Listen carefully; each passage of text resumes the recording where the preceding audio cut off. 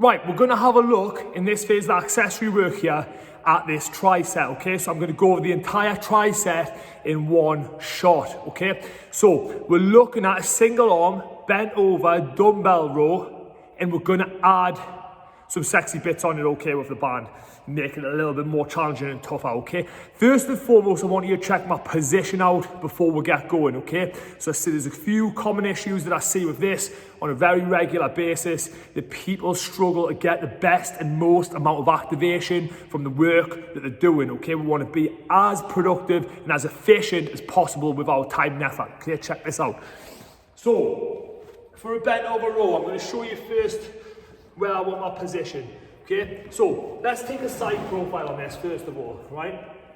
So we're going to go bent over row, which is here. Right, a few common issues. What happens? This knee is loaded to the hilt, okay? So that's one of the main things that people do wrong. They start loading this knee, sitting back, and their hips are uneven, okay? So they'll just sit on this knee, slouched, giving it this, okay?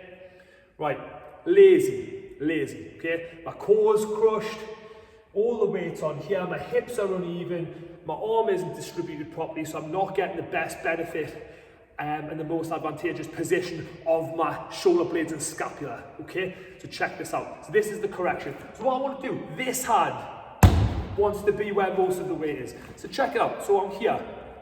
So if my opposing foot and hand, that's where we want to be looking at, okay? The knee is just to bring the position in. And one of the reasons for this is because, like the press up, when I stack this hand heavy, the back comes into play, okay? The shoulder blades, there has to be some level of stabilization. If I don't have any weight on this hand, there's no reason to get activation within the tissue, okay? So we can stimulate it just by stacking this up and forcing it to come into play to stabilize in the first place, okay? So with this being stuck, my hips are now equal, okay?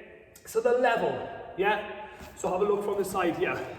So you can see this. So if I'm slouched, okay, my ass cheek's kind of over here, and I'm pulling up, okay? We see this a lot, people are lazy. Lengthy core is what we're looking for. So I'm gonna stable off, a little bit like, kind of like this sort of quadruped situation that we take from the knees. It's very similar. So I'm half in a quadruped here, okay? And that's how I want it stacked up. Spine nice and lengthy, and I'm gonna hang this on, okay? I don't mind if I reach down a little bit, but I'm not gonna force it to the floor and start generating momentum from there, okay? You're gonna see why in a second. So I'm not having my scap necessarily fully retracted, but that's what we are looking for to fire, pull, and squeeze towards the hip. Okay, does that make sense? So we're stacking this nice and heavy, and we're creating solidity within the body as we do the work with the other arm. Okay, so got that down. Right, I'll change the position here a little bit.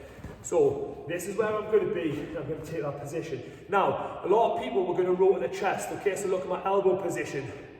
Not very efficient, not very athletic. I'm not saying it's wrong, or I just don't feel like it's optimal. I like to roll the pocket, okay? So, check it out. So what I'm gonna do is, like to get a little bit of a tilt on this, stack this heavy, and I'm gonna draw, so I'm drawing the weight to my hip.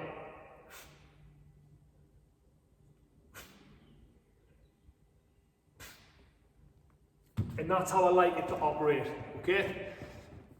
Okay, so now that we're happy that we've got the technicalities down for the row and the movement, what we're going to do is we're going to make it a little bit tastier, okay? So what I've done is I've now changed the box for a platform, okay? So if we haven't got access to a platform, something like a bench, a park bench, a garden bench or something like that, we'll do, and I'm going to show you the setup and why, okay? So have a look. So I brought the platform in, right, in exchange for the box. It's no different particularly, apart from I've got space underneath, and I'll show you why, okay? So what I've done is, I've got this dumbbell, yeah, and I've rigged up the red band, hard to see with the turf down, okay, underneath to an anchor point on the other side, okay? So have a look. So all I'm going to do is, I'm going to wrap that round, I'm going to set it in the handle, and it's got some tension on that band there, okay? So, what I'm going to be doing is, now look where I'm positioned. The anchor's on the inside, okay? So think about this. So when I'm rowing, I'm going to take it at the bottom, that's where the pause is going to be here to begin with, okay? So I'm going to lengthen it to the bottom position.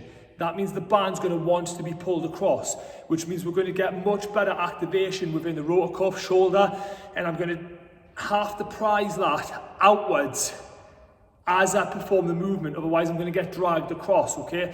This also, for this reason, we need to have a very sturdy core, okay? So we need to be rigid and robust.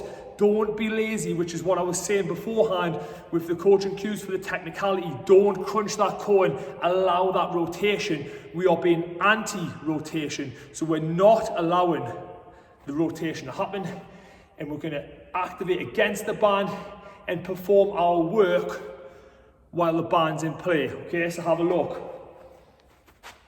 Like I said, same as last time, on the last phase, it's a mechanical drop set, so we're going to make this easier as fatigue sets in, okay? But not easy by any stretch. Okay, so check it out. So I take the band and the dumbbell, okay? Again, the band is already pulling it inwards. I'm going to have to press out against the band and hold it in position. And at the lengthened phase is where the pause is, okay? So I'm going to go 3, 2, 1, 3, 2, 1, 3, 2, 1. Get loads of activation. 2, 1, and I'm pulling to the hip, remember? Okay, we're going to perform the reps. We can then place it back down. We'll get that recovery period. It's only short. Get a few breaths in, draw some oxygen into the bloodstream. Okay, now we're going to rep it out. 1, 2, 3, 4. Okay, carry on in that fashion. Get another breather. We'll then release the band. We'll go strict still. 1, dragging the weight up, really isolating the tissue. Activation from the lats. Bring everything in, keep it focused, do the damage, okay?